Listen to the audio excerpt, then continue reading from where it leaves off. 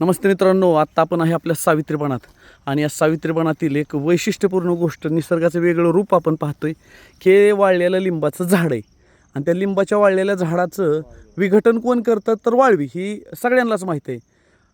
भुंगा भुंगीर ह्या गोष्टी ठीक आहे, परंतु आज आपण वेगळं पण बघतोय. या लिंबाच्या झाडाच्या आतमध्ये आम्हाला अपेक्षित होतं की इथं वाळवी असेल, परंतु तुम्ही बघा इथं काय, इथं आहेत शंख. हा का, हे शंख. आता मला सांगा, हा शंख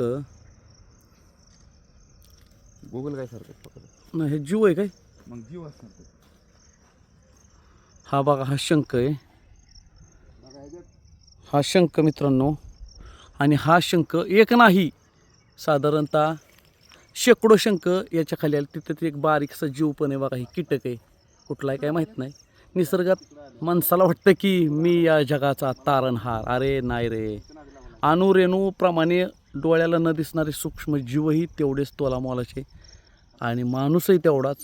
आणि डायनासोर आहे, या जगातला डायनासोर नष्ट झाला. माणसा, आपण जर व्यवस्थित नाही राहिलो तर आपलंही अस्तित्व नष्ट व्हायला वेळ लागणार नाही, कारण हा जगाचा तारणहार निसर्ग आहे. आणि पाहू शकता की वेगळं पण